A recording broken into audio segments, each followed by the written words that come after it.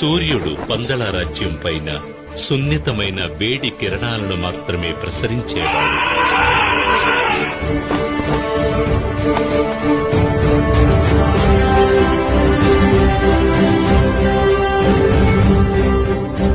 రాజశేఖర మహారాజు పరిపాలనలో పందల రాజ్యం సుభిక్షంగా విరాజిల్లింది.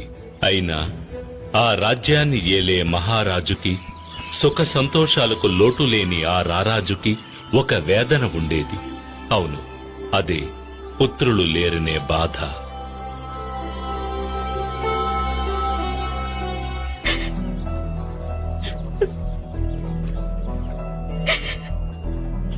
అది తలుచుకుని రోజూ కన్నీరు మున్నీరుగా విలపించే మహారాణి కోప్పెరుందేవిని ఎలా ఓదార్చాలో రాజశేఖర మహారాజుకి అర్థం కాలేదు.